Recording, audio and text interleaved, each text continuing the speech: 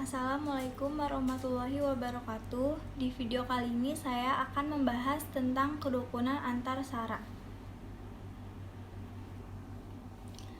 SARA adalah salah satu isu yang sedang berkembang dengan pesat di Indonesia belakangan ini.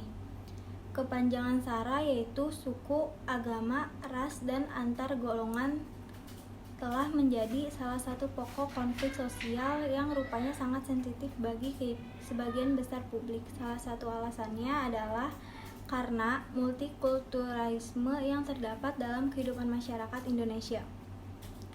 Keberagaman suku, ras, dan agama menjadi isu sensitif semenjak praktik politik identitas mulai digunakan oleh para elit politik dalam kampanye-kampanyenya. Mobilisasi massa menggunakan konten SARA dirasa menjadi salah satu jalan tercepat dan termudah untuk menarik simpati dan dukungan. Dan pada praktiknya, hal ini memberikan hasil yang cukup signifikan.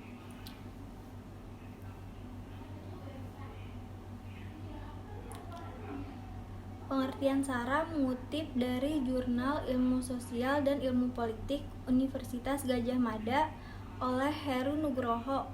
Kepanjangan SARA merupakan akronim dari suku, agama, ras, dan antar golongan yang tumbuh dan berkembang dalam masyarakat. Dalam sejarahnya, banyak rentetan kerusuhan dan konflik selalu didasarkan pada sentimen dan konsep SARA. Hal ini dikonstruksikan oleh para pemegang kekuasaan. Mereka cenderung tidak pernah bergeming dari perspektif lain dalam memahami penyebab kerusuhan, kecuali SARA yang selalu dijadikan sebagai tersangka utama dan kausa prima dari gejolak sosial tersebut.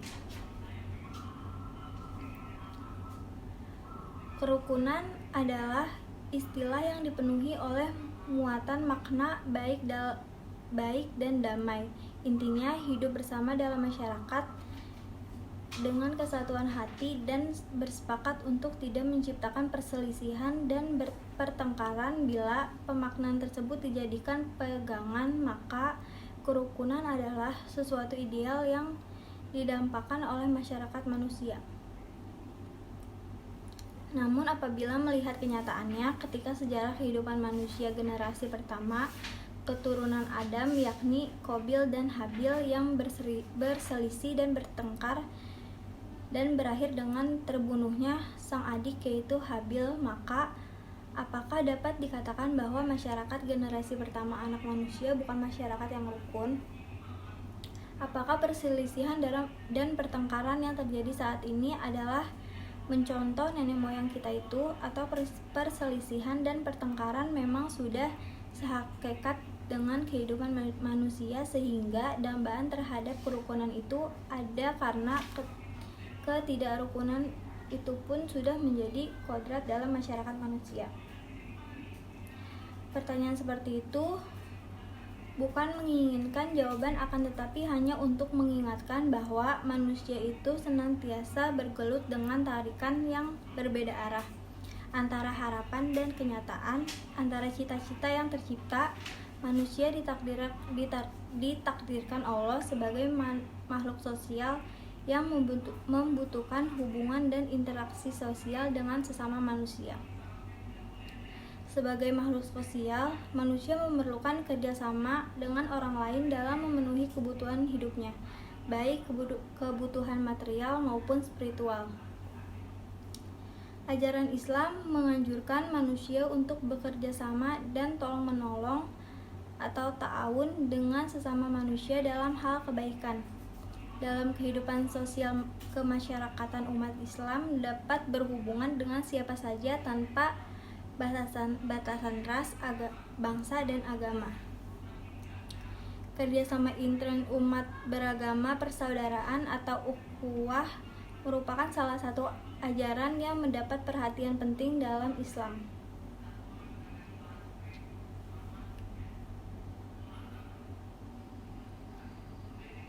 Kerukunan antar agama adalah suatu bentuk hubungan harmonis dalam dinamika pergaulan hidup bermasyarakat yang saling menguatkan yang diikat oleh sikap pengendali hidup dalam wujud satu, saling menghormati kebebasan menjalankan ibadah sesuai dengan agamanya.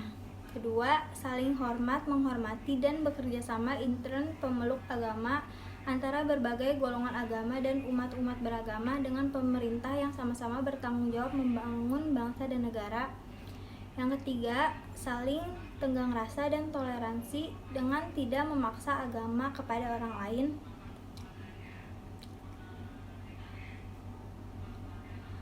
Jadi, kerukunan antar umat beragama adalah suatu kondisi sosial di mana semua golongan agama bisa hidup bersama tanpa mengurangi hak dasar masing-masing untuk melakukan kewajiban agamanya.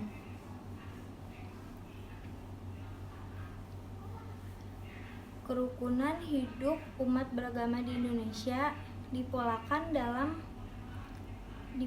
dalam trilogi kerukunan, yaitu pertama, kerukunan intern masing-masing dalam satu agama adalah kerukunan di antara aliran-aliran atau paham-paham atau mazhab-mazhab yang ada dalam suatu umat atau komunitas agama. Kedua, kerukunan di antara umat dan komunitas agama yang berbeda-beda ialah kerukunan di antara para pemeluk agama-agama yang berbeda, yaitu antara pemeluk Islam dan pemeluk Hindu. Ketiga, kerukunan antar umat dan komunitas agama dengan pemerintah ialah supaya diupayakan keserasian dan keselarasan di antara para pemeluk atau pejabat agama dengan para pejabat pemerintah yang saling memahami masyarakat dan bangsa Indonesia yang beragama. Dengan demikian, kerukunan adalah jalan hidup manusia yang memiliki bagian-bagian dan tujuan tertentu yang harus dijaga bersama-sama, saling tolong-menolong, toleransi, saling menjaga satu sama lain. Dan agama sendiri di sini adalah sebagai sistem nilai yang memuat norma, dan kemudian norma ini dijadikan sebagai acuan dalam bersikap dan bertingkah laku agar sejalan dengan keyakinan agama yang dianutnya, sehingga tidak mempengaruhi hubungan sosial manusia dengan manusianya. Sedangkan agama merupakan sistem kepercayaan dan peribadatan yang digunakan oleh sebagai bangsa dan perjuangan mereka dalam mengatasi persoalan-persoalan tertinggi dalam kehidupan manusia. Agama sebagai suatu keyakinan yang dianut oleh suatu kelompok atau masyarakat menjadi norma dan nilai yang diyakini, dipercayai, diimani sebagai satu referensi karena norma dan nilai itu mempunyai fungsi-fungsi tertentu. Fungsi utama agama yakni pertama, fungsi manifest mencakup 3 aspek, yaitu 1. Menanamkan pola keyakinan yang disebut doktrin yang menentukan sifat hubungan antara manusia dan manusia dengan Tuhan. Yang kedua, ritual yang melambangkan doktrin dan mengingatkan manusia pada doktrin tersebut. Dan yang ketiga, seperangkat norma perilaku yang konsisten dengan doktrin tersebut.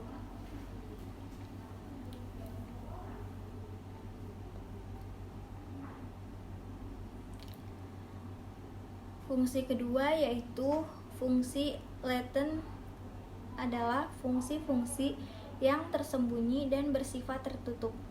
Fungsi ini dapat menciptakan konflik hubungan antar pribadi baik dengan sesama anggota kelompok agama maupun dengan kelompok lain yang fungsinya sebagai kekuatan untuk menciptakan perasaan etnosentrisme dan superioritas yang pada gilirannya melahirkan fanatisme. Kerukunan antar umat beragama adalah terciptanya suatu hubungan yang harmonis dan dinamis serta rukun dan damai di antara sesama umat beragama di Indonesia, yaitu hubungan harmonis antara sesama umat agama dan umat beragama yang berbeda agama, serta antara umat beragama dengan pemerintah dalam usaha memperkokoh kesatuan dan persatuan bangsa serta meningkatkan amal untuk bersama-sama membangun masyarakat sejahtera lahir batin. Sedangkan kerukunan hidup beragama adalah suatu kondisi sosial di mana semua golongan agama bisa hidup berdampingan tanpa mengurangi hak dasar masing-masing untuk melaksanakan kewajiban dalam hal agama. Kerukunan hidup beragama tidak akan mungkin muncul karena sifat fanatisme buta dan sikap tak peduli, melainkan sebaliknya. Sebab nilai seperti ini akan merusak nilai agama tersebut, dan sebenarnya kerukunan itu dicapai oleh masing-masing dari orang tersebut sama-sama saling berlapang dada satu sama lain.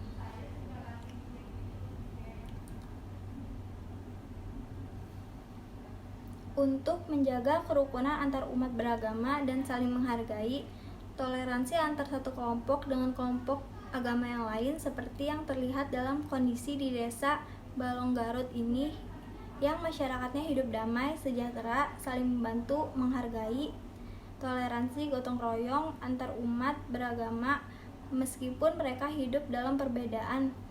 Pentingnya kerukunan hidup antar umat beragama adalah terciptanya kehidupan masyarakat yang harmonis dalam kedamaian, saling menolong, dan tidak saling bermusuhan antar agama.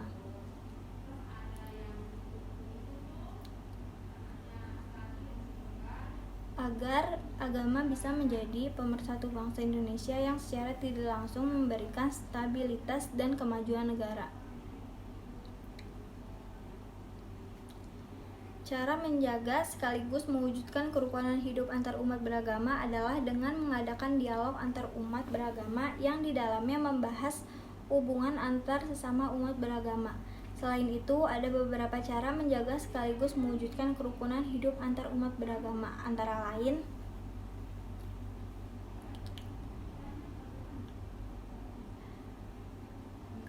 pertama, menghilangkan perasaan curiga atau permusuhan terhadap pemeluk agama lain. Kedua, jangan menyalahkan agama seseorang apabila dia melakukan kesalahan, tetapi salahkan orangnya. Yang ketiga, biarkan umat lain melaksanakan ibadahnya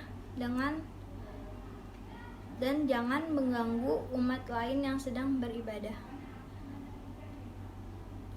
Dan yang keempat, hindari diskriminasi terhadap agama lain. Sekian dari saya. Wassalamualaikum warahmatullahi wabarakatuh.